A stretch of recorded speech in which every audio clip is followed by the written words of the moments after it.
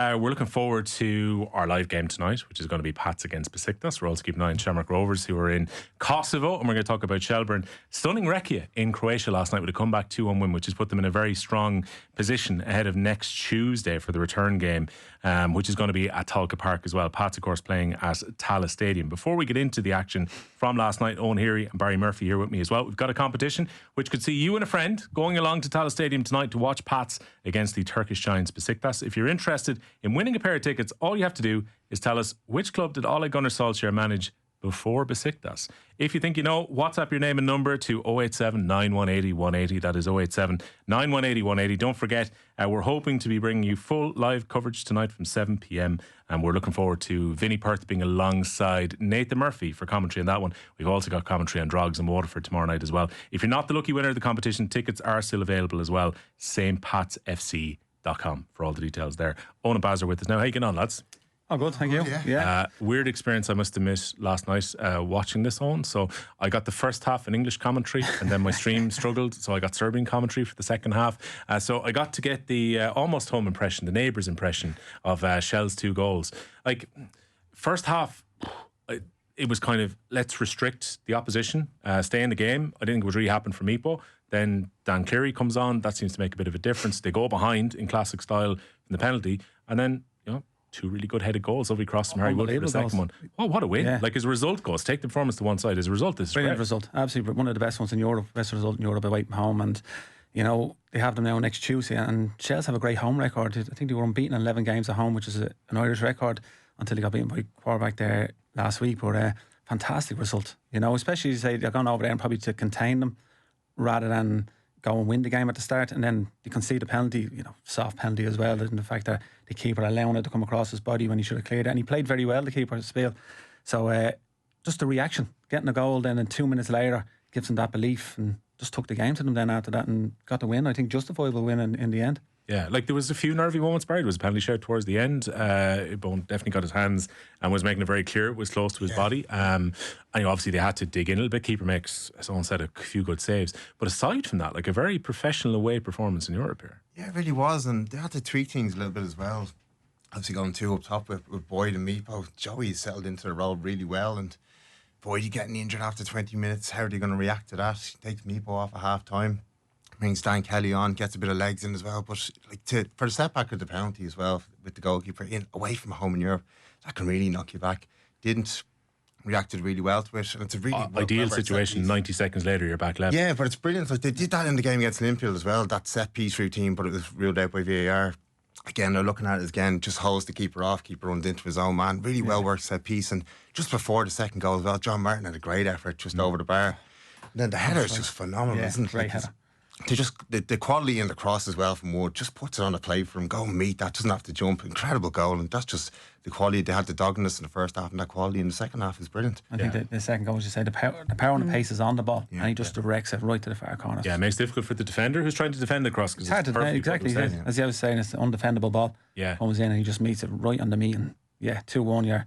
You're holding on there, but as you say, not a penalty at the end. I don't know what you were screaming and shouting for, but it's a great result. There kind of wants to go against you though, because referee can easily be sucked in by a home crowd. And maybe fair, there's a great thing sometimes, where it goes for you, and then other times you say up in Linfield went against them, so you got the just rewards in the end. Yeah. How much credit, Owen, does Joey O'Brien deserve for what's happened over the last while? Cause I think all the credit. Yeah, all the credit. It's not an easy situation to come in the way he did. No, he came in, and as you say, Damien left. Damien would have done the work on Linfield. They would have done that prior to the Linfield game, but this is all about Joey. Once he settled in there, he's got results. He's had players playing with freedom, and they seem to be enjoying it, and that showed last night again. Like, he's letting the players express themselves. He said he has a plan A. There's no plan B. Plan A is to win the game, and he's right. There is no plan B. What's plan B? To draw or to lose the game? He just changes formations. Boyd getting injured, Martin comes on. He just still wants to win the game, and that's what he done last night. And he's honest as well when he comes out and he speaks about the game. So it's a joy for Shels fans to have that now. After a good manager leaving, they've got someone in who was working there with Duffer and replaces him, and seems to have done it seamlessly. Yeah, because I thought it's an impressive week. I mean, by all reports, they didn't play all that well in Sligo at the weekend, but got the result. Yeah. And then similarly, that can't be an easy thing. Richie told us some of this in the commentary on Friday in our live game. If you're coming back, it's so disruptive that you don't arrive back till probably 5 or 6 o'clock in the morning on the Thursday, and then you're probably training at some point on the Friday, and next thing you're getting the trip across the Sligo on the Saturday. That leaves no time for recovery or prep, really. A lot of the time in between would just be video analysis. Even on the plane, you'd be given little dossiers on each player you're going into against Sligo. So that's kind of what you're doing. You're rolling into the games. It's kind of just warm down, get the lads in together again for training sessions, not doing much, getting prepared for that game. But that's a massive win to go down there and win in Sligo. And then you look at kind of this, from the winning the league last year, you want them to go and do something in Europe again to back that up, because you could go through a round, you get a couple of $100,000 getting to that stage of it. But if you don't back it up and get through a couple of rounds, build the coffers up again to kind of build on last season like they're going to do this season. They've invested in players, brought players in. They can get through this stage, get to the next stage. They could really challenge Rovers next year to get that sort of money in. That's where they want to be again. Yeah, and you have to. When you give them, we were talking about Rovers last week with the money that they've been bringing in. Again, they've got a path to get through to the Conference League, but if they do, you're talking like maybe 10 or 15 million over the last couple of seasons that they could bring in. Like, the path is very nice here, Owen, if they finish the job next week, because then you get a free hit at Pauk or against Wolfsburger of Austria next week, and you know that you're still going to drop into the Conference League even if you lose that. And if they were to lose, this potential infield could be there on the back of it as well. But if they can win next week, it's a massive step. It is massive, and it goes back to when we played Hadrick Split back in the day. You know, you're like, well, if you get through this round, you're playing Deportivo, and that's the carrot at the end of the stick for them. If they win this, they're guaranteed another round in Europe. If you get beaten there, then they, potentially into group stages, then, as you say, or play a team that play off Linfield. There's so many variables for them, and I think it's a brilliant position for them to be in. But they've a massive game Saturday. They don't want to lose that to Bows going into that game. Then and then do they go and try win the game on Tuesday? Do they try sit back and defend what they have? And it goes through a lot of things. Go through a player's head. Do we keep a clean sheet, or do we go one down early? What happens? Do we try win it? So there's a lot of things. I just think they need to stick tight.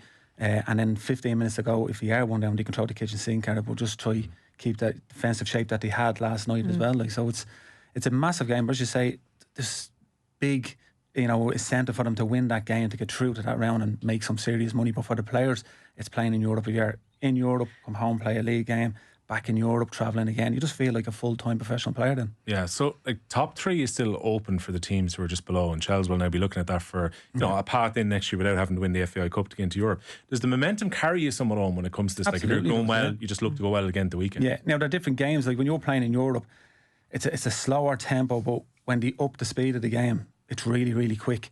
When you're playing in Europe, and then you come home, you think, we can play at that tempo again. It's not like that. It's a hustle and bustle of a normal league game. So it's for them players now need to adjust to that. Need to adjust to Saturday, have their mind focused on Saturday, try to get that result, and then bounce into Tuesday, and try to get a result there and keep that momentum going. And I'm sure Joey will have his work out for that, but he will have them focus. And as Barry said, they've come home probably today. It's about getting sleep. They'll probably be in for a little loosener tomorrow maybe, and then set pieces and try to focus on the game Saturday first and foremost. Yeah, because we were chatting, Barry, about like you almost have to kind of write Carabag off to a certain extent. You're playing against a really, really top quality team there.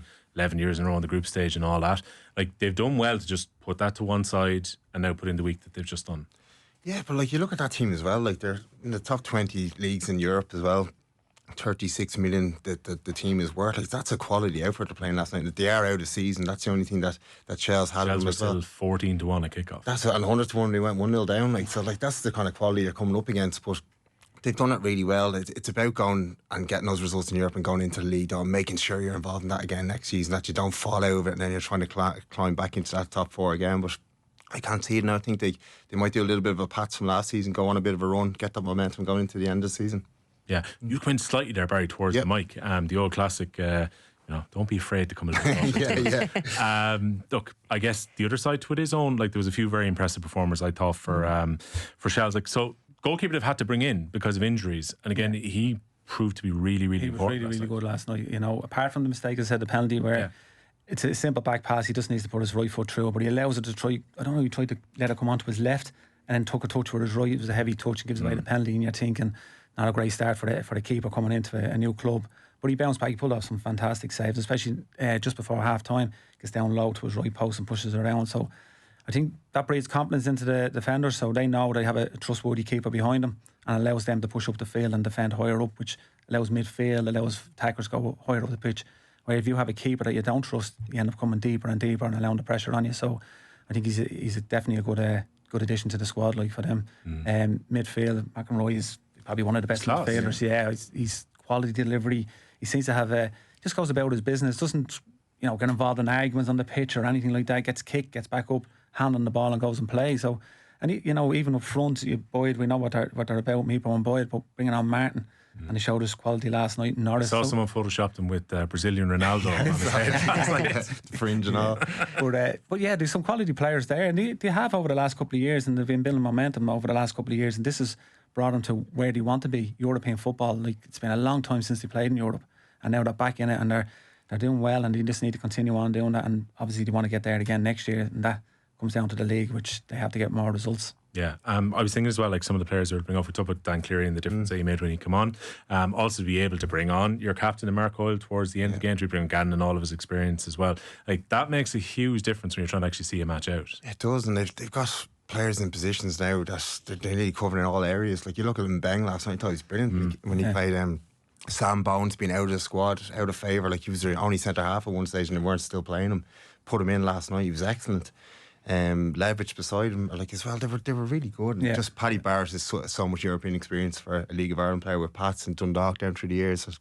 He just really showed the leadership last night, and obviously he was so good in kind of getting his face in front of everything really last night, and his passing range is really good. Like, for centre half in this league, he's European style centre half. Like, he's just got quality everywhere. Do you fancy him to finish the job next week, Owen? Yeah, definitely. I think in Talca Park, like, small pitch, and they'd be able to get after them at times, closing down really, really high, and really his press does be a lot better than Talca Park because it'd be higher up. But I definitely think that they'll win and get through. Like, I think they'll get the result. Just hoping. It's amazing thing as well, Barry. Like, we were talking last week about, like, there was so many years that Irish teams had a miserable record in Europe, not about that long ago, and it sparked the debate even about summer football at the time. And now here we are with the potential for a couple of teams, maybe even 3 by the end of it, in a Conference League group stage, or maybe Europa, touch wood, if Shels get a good round next time. Yeah, well, I really fancy Shels again to get the job done. Fancy Rovers tonight, tougher draw, like possibly Santa Clara in the playoff round as well, but really good team, finished 5th in the Portuguese League last season. And, like, you look at Pats tonight, like, I'd nearly fancy Pats to do something tonight in the game. Definitely, I think so. Think the way things are going, the way they're unfolding, the only downside for him is it's in Tala. If it's an injury core, I'd really fancy him to get something to bigger pitch. But like, it's just, we've come on so much in the last 4 or 5 years with everything, analysis, fitness, the backroom staff, everything's just got better. Then we're never giving ourselves a real chance going into these European games. It's not just, can we get through that one round and get a few coffers into the pot and then see what happens in the next round? We're going in with belief. Yeah, and I also think as well that, like, you get through one round, you get beaten. It's not necessarily that you're knocked out of competition. You go into a different competition. I think that helps a lot.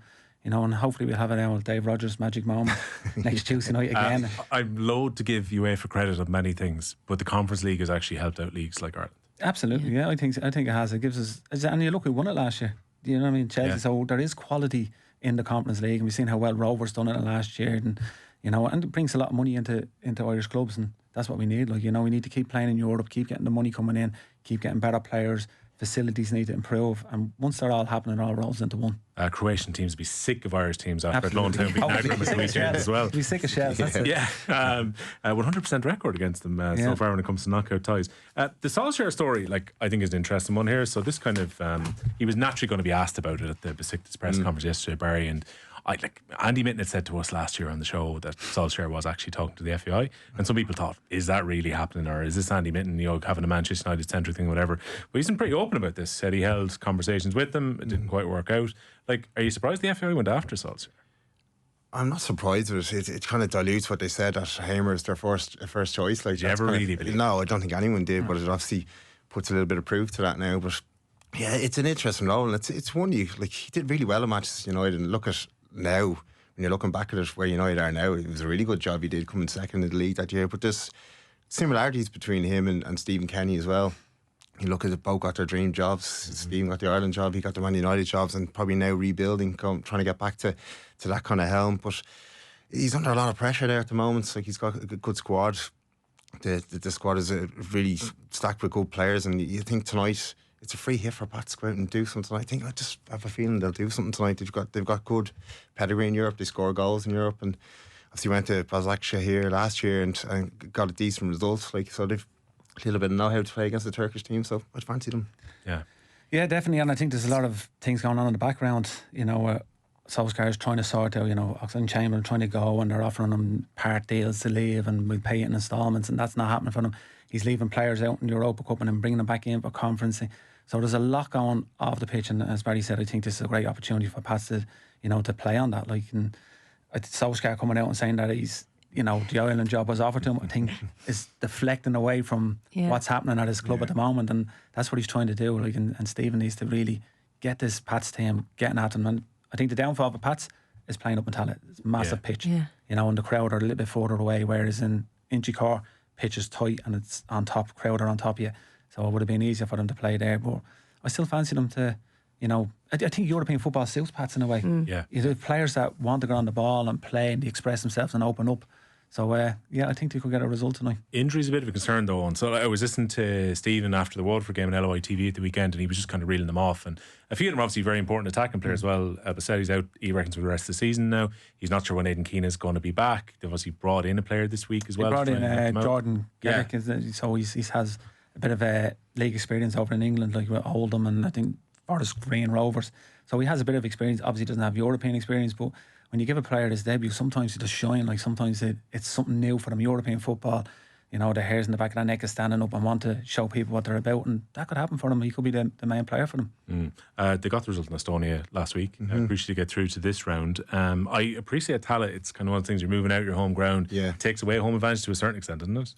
It does, and to be fair, Pats have played there. I played with them. We played Hanover up in Tallaght, but we went over there and it was a tight pitch. We played really well, but we came back to Tallaght. They just destroyed us. It was just so much space, and you're so used to the dimensions. You talk about Talca Park as well. That's going to be brought right in as well with European regulations about staying away from the billboard. So little things like that can work to your favour. But like, listen, they are stacked with really good players like Kaku, 30 million from Benfica, just coming back from Tammy Abraham. Moochie's a £10 million winger. Like, they're really good players, but you just might catch them on the hop, similar to Shels last night. Get one good game in, and then you've got a chance going into the second leg. So you just don't know. I think Stephen Kenny, what he should do is up in Tallaght, bring the pitch in to the dimensions that are in Inchicore. Like, that's one way of helping the players out, and mentally they'll be tuned in and say, right, it's the same sort of size pitch. But you hope in Tallaght we suit them in a way that the wingers can express themselves for a bit of space. Where do you think Pats are at on at this stage? Because their form pre-Europe was really poor, like the 6 or 7 games where they couldn't buy a goal. Now they've got a bit of momentum on the back of Europe as well. Do you feel like they've kind of turned a corner with this European form? I think European football suits them. I think when they come back and play in the league against the top teams, they try to play expressive, open football, and it doesn't suit them because teams are out to pick them off in the league. They know what they're about. But European football last year, when they went on the run, was after the European games, and they continued their on and had a great end of season. Will they do it this year? I can't see it happening. As you say, they're missing a few players, but I also think that teams are sort of, well balanced to play against them, how to, counter-attack them. And Stephen has often expressed that the wingers on Pat's team stay forward and don't come back and defend. And that, I think, is detrimental to Pats when they play in the league form, especially against the likes of the top teams, the Rovers, Bows, who just seem to pick them off all the time, Miss Mealy's no shortage of confidence, Baz. He's saying, model my game and Harry Kane. It's unbelievable. Like, 17-year-old sitting there, just like talking in front of an international press, and he looks like he's been around for years. And it's brilliant to see. And he's obviously got that confidence of the move going into Spurs as well. But his form has been up and down as a player because he's just so young. Like, you're going to get. Probably important for him to get a goal at the weekend. He was at 6 without one before that. That's it. But his all-round game, he's a man. Like, he's 6'1", 6'2". You'll see him on the pitch. You don't think he's that young, but just such a talent again. Like, and these are the games where last season, well, Saba, Viduz, like, he was brilliant in those games, and that's where he got the move off the back of him. So I expect things from him tonight. Owner, the standard of young lads getting stronger, or is the way the football has changed? I think of Noonan, I think of him. Like, these guys don't look out of place playing a men's game whatsoever. No, as I said, I don't know if it's improved. Maybe the standard of football has improved, but you go back to Wes Houlihan, you know what I mean? He was very young coming into Shels, and he never looked out of place. Didn't even look out of place on the top European stage against Deportivo, who's the best player on the park, in my opinion. So, no, I think players are getting better coached. They're playing in better facilities, getting well looked after better. And they're coming in, and you can see them expressing themselves. They're not afraid. Like, young players come in, and you could be playing against a senior player, but they never have that fear of them. It's like, right, I know what my game is about. I'm confident enough to bring it to this stage, and just go where it is. And you see, as you talk about Mason Amelia, is he always touch and move. He's never one to dwell on the ball. But when he gets it and runs at you, you know you're in trouble, because he's pace, he's power, he's strength, he's strong, he's a tall lad, like, as he wins his headers. So he has that all-around ability, and that's why Spurs have obviously taken a chance on him. We're also keeping him a bit longer as well. Like, we're not losing him from the academy. Yeah, they're not leaving. All the players are just gone so young. Yeah. Rovers tonight, before we talk about them in Europe, watched them on Sunday. So this is impressive. Like, Gaffney gave Derry a bit of a runner in the second half. Okay, if Duffy's shot goes in, maybe it changes the complexion of the game. But Rovers have to be delighted. So they changed the team around a little bit, but kind of keep the core together first. Win 2-0, 10 points clear at the end of the weekend. They put themselves in the perfect position now to be able to focus on Europe as well. Yeah, they haven't. They just have the hoodoo over Derry at the moment. Like, every time they played them, it's been the odd goal. And Derry have had spells in the games where they just needed to go ahead. They don't do it. That chance obviously comes back off the post. But like, Rovers just picked them off over the last couple of years. And any time Derry get close, and Rovers go and beat them, put that gap away from them again. But they were good, Derry, in spells last week. You can see they're starting to grow, but Rovers just have the squad. And like, you look at like who's not there tonight for them. Graham Burke, Jack Byrne haven't gone. Victor Arjanvuna hasn't flown over as well. Like, they've just got quality players all around, and they're able to put out nearly 2-11 to keep a core 4 or 5 in. The back three doesn't really change too much. Goalkeeper, but bar that, you can switch around the front, and you've got Michael Noonan who can come in tonight, stretch games. Gaffney, who was nearly on the way out at the start of the season, has been phenomenal this season, come up with big goals, and just players all over you can bring in and introduce at any stage. Yeah, I was in the League of Ireland pod last night, and they were chatting about probably the key difference between Derry and Rovers. Even we talk about Rovers' strength of squad. Vinnie Pert's making the point that you can almost certainly pick who their wing backs are going to be, who their centre backs are going to be, goalkeeper, and then they've got players who they can plug in and out. He was saying the difference with Derry is that they've changed so many players around. You're maybe not quite sure what the actual balance is for that team just yet. Yeah, and you don't know what sort of quality they're bringing into that position. Yeah. Like, so if a fullback is out, you're bringing in someone else to play that. Is he going to give you the same level as experience or as even determination as the one that's already there? And you look at Rovers, as you're talking about, Gaffney. If you watch his first goal, double movement. You know, he goes to the front stick, just a little check. Defender then goes with him, and he just peels off at the back. It's a tap in, and that's the difference when defenders are marking players like that. Their body has to be open. He's too squared, and just want you to do a little double movement. As Jay Bourne used to do a double, or he'd do a treble movement, so he'd be back and forward, and you'd always get lost in it, you know. And that's good strikers, and that's how he's getting his goals, and even running the channel for the second goal, checking inside and hitting it in on the far post. But that's what Rovers have. Rovers have pure quality. You know, they can drop players from certain positions, and they're bringing in the exact same players that can do the same job. Derry are probably building that squad at the moment, probably don't have that as of yet. But last week was a massive result for Rovers, 10 points clear, and that's where they want to be with 10 games left in the season. So you can see them continuing on, and now it's a battle for second, third, who can get into the European spots this year. Are either of you surprised by Jack Byrne being left out? Yeah, it's an interesting one. Nothing was really said. We were doing the build up to the game, obviously, and the team sheet came out and he wasn't there. There was no injury. We'd asked the day before and he said there was no injuries in the squad. Graham Burke had come out and you can see a little bit of a hobble. You kind of knew there was something there. He played a game last week and wasn't too happy, it looked like, when he was coming off. But again, that's part of the managing of at this kind of level, is to get those sort of players in, and they've like, you're not going to be happy if you're not playing those games or not involved in Europe. So that's something Stephen's done really well over the last couple of years, is introduce these players in and take them out at the right times, and they've all performed. So listen, for Jack, he's probably not playing to where he wants to be playing, the levels he's been at the last couple of years, and injury wise he's been touch and go for the last couple of seasons, so it's probably a little bit of frustration from him as well. Yeah, and the other side of it, does the manager want to bring him all the way up to Kosovo to say, you're not going to play, you're sitting on the bench, look, I'll give you a break, let you stay here, so that way you can do your own little training and get yourself back up to speed, and hopefully they get a result, come back, and then he'd be probably back in the squad. Like, but you don't want to bring him all the way over there knowing that you're not going to use him. Just as the age is getting to, and you just want to. Yeah, he potentially plays in Galway at the weekend. Exactly, yeah. So you're looking and saying they want to get the results, win the league, and they'll think they'll go over there, and I think they know themselves that they're capable of getting a result over there and bringing it back to Tala. Yeah, what's your compare? Are they going to get something out tonight? I think they will. You look at Ballkani, Larne beat them last season, albeit on penalty shootout, but when you see what Rovers did to Larne last season, you think, like, it's only a season. It's past. There's not that much difference in the two squads. I think they'll do what they've done in Europe is gone away from home, kept things tight, tried to nick a goal, and they just fancy themselves back at home. So I think it'll be something similar tonight. Be hostile enough over there, warm, but I think they've enough quality to go win it tonight and get the tie over. I presume as well, Barry, what they've done over the last season and a bit in Europe has to actually make a difference when it comes to confidence, experience. Like, a lot of those lads have banked up quite a bit of European football now. And they have, and it's taken a number of seasons. Like, they've taken some beatings over the years, as we said last week. Ferencváros a couple of times, 6-0 and 4-1 in aggregate. They've taken their learnings from that, made sure they were still in the tie going into the second leg, and I think it'd be something similar to that. And as you said, there's lads there. Dylan Watts has played 45 times in Europe. It's massive for a league of Ireland. You were lucky to play 10 maybe over your career. Over the years ago, now you're in the 40s. It's phenomenal, really. They're playing a team that has only won one game out of 5-6 games. Like, you know, they're not full of confidence themselves. They've won one and drawn one and lost the rest. So I think that's why Rovers will be going over there thinking, yeah, we can really get at this. There's obviously lack of confidence in them as well. So can't play in their home stadium either. That's right, they've got to move it. So was that like the stadium last night where the Shels fans were in? The cage. Yeah, the cage. It's like, It's crazy looking at. Yeah, a couple of lads who work here were there in the away end, and I saw it was like, oh, they're going to be staying for 90 minutes after this game. They ain't getting out early. If I can ask both of you as well, ask you one about it first. We've got our live game tomorrow night. We're Drogheda FM for the last couple of weeks because of the amount of lads who were playing on Saturday and Sunday because of Europe. So we've got Drogs again against Waterford. They'll just want to keep winning now because they've got this really difficult run coming up. So they've got Derry in the Cup, they've got Derry, Shels, and I think it's Pats the other side in league games as well.